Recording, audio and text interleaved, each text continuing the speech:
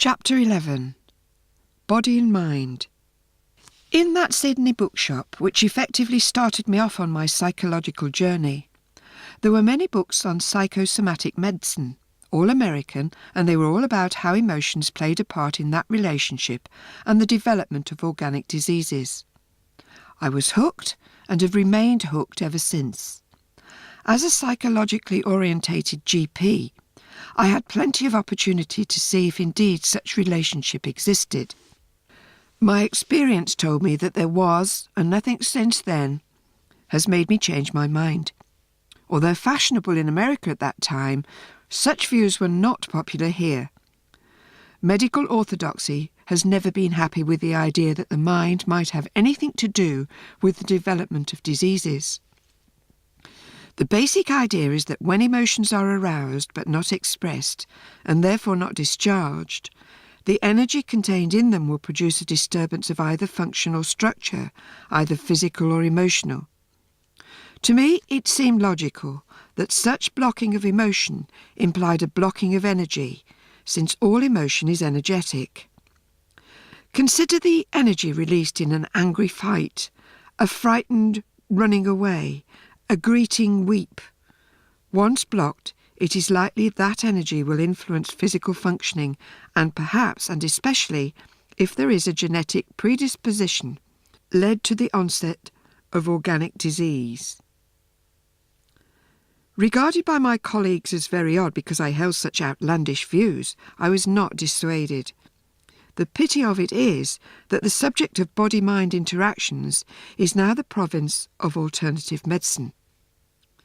Eric Berne had the idea of the shut-out child to explain the fact on repressed emotion, a very neat way of explaining the problem, and where the child is shut out, that is a symptom.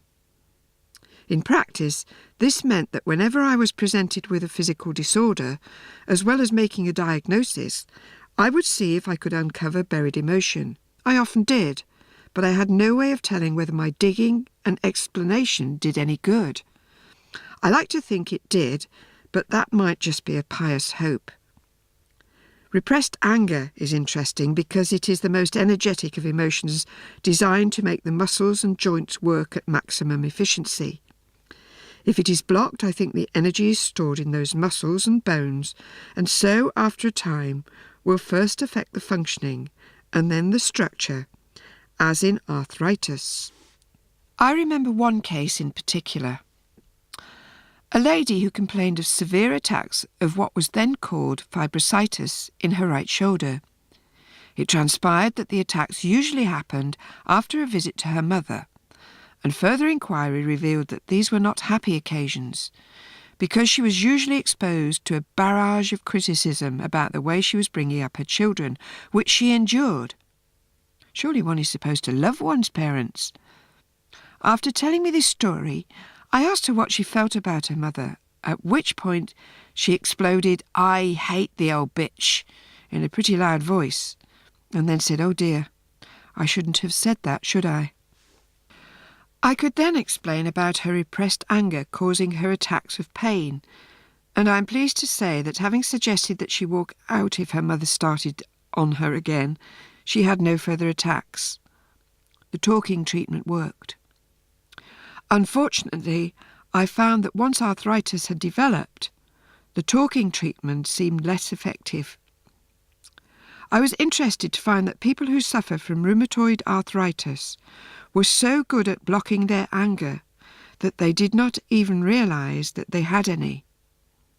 They were universally nice people with pleasant musical voices, which were designed to charm and thus avert confrontation. The osteoarthritic's anger was not so deeply buried, although the voice again was pleasant and musical. I did my best to help these people to become aware of their buried anger and to explain that there were socially acceptable ways of discharging anger rather than storing it up. I was usually listened to patiently, but I rarely felt that my message had got through. I used to content myself by remembering that you cannot win 'em all. You cannot win 'em all.